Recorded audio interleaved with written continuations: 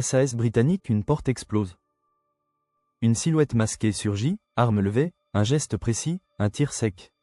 Silence. En 17 minutes, l'opération est terminée. Les terroristes sont neutralisés, les otages sauvés. Ce que tu viens d'imaginer, c'est l'une des missions les plus célèbres du SAS, la libération des otages de l'ambassade iranienne en 1980. Mais l'histoire de cette unité commence bien avant, en 1941, dans les sables brûlants d'Afrique du Nord. Sous les ordres de David Stirling, les premiers SAS traversaient des centaines de kilomètres derrière les lignes ennemies pour frapper vite et disparaître. Une nuit, un petit groupe a détruit plus de 60 avions allemands en quelques heures, privant l'Africa Corps d'une partie de sa puissance aérienne.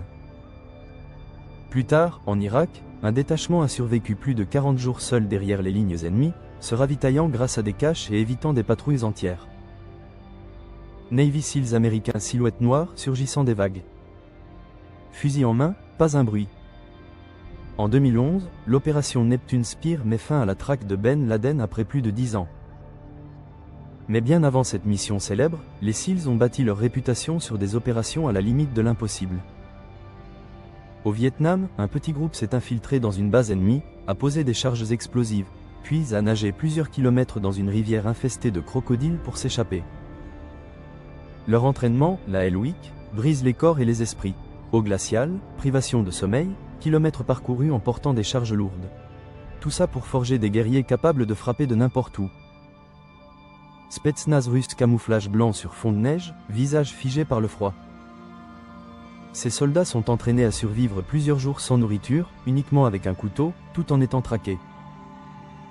En Afghanistan, en 1986, un petit groupe a intercepté un convoi ennemi en pleine montagne, neutralisant plus de 200 combattants en moins d'une heure, puis a disparu dans la neige avant que des renforts ne puissent arriver. Une légende raconte qu'un détachement a survécu plus de 10 jours dans des marais gelés, uniquement grâce à l'eau et aux racines. GIGN français, un Airbus sur un tarmac, 4 terroristes armés de grenades. En 3 minutes, tout est fini. 173 otages sauvés, menace éliminée. C'était Marignane, 1994, une mission qui a prouvé au monde que le GIGN est synonyme de sang-froid absolu. Mais leur efficacité ne se limite pas aux prises d'otages, ils interviennent aussi en haute mer, en montagne et en zone de guerre. Lors d'une mission en Afrique, ils ont sécurisé un site stratégique en pleine insurrection. Sans tirer un seul coup de feu. Shaïté 13 Israéliens, mer agitée, nuit noire. En 2002, l'opération Noah's Ark, un cargo chargé de 50 tonnes d'armes interceptées en haute mer. En 15 minutes, le navire est sous contrôle, l'équipage maîtrisé, sans un seul tir.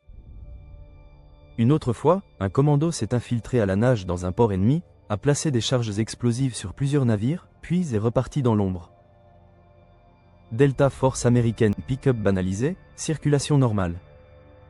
Soudain, attaque éclair. En quelques secondes, un convoi ennemi à haute valeur stratégique est immobilisé, ses occupants capturés. En 1993, à Mogadiscio, la Delta Force tient ses positions pendant plus de 15 heures contre des centaines d'ennemis, sauvant leurs camarades blessés au milieu du chaos. Commando marine français, un Zodiac fend les vagues à pleine vitesse. En 2013, au Mali, un commando marche des kilomètres de nuit dans le désert pour atteindre un campement ennemi.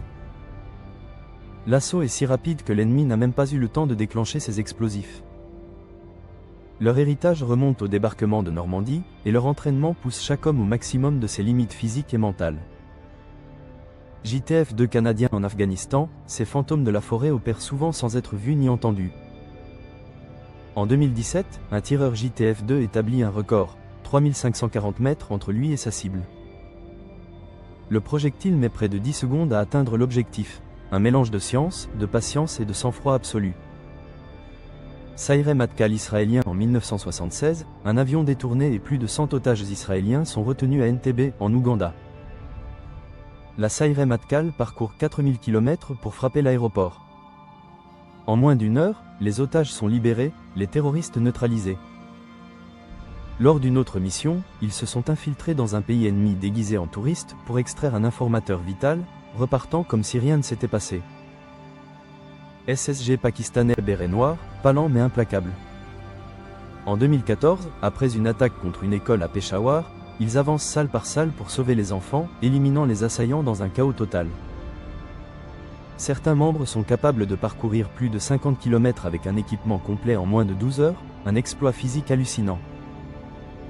Ce que ces unités ont en commun, une endurance au-delà de l'imaginable. Un sang-froid face au danger. Et surtout, une mission, réussir, quel qu'en soit le prix. Derrière chaque opération réussie, il y a des semaines d'entraînement, des sacrifices personnels et des nuits passées à préparer chaque détail.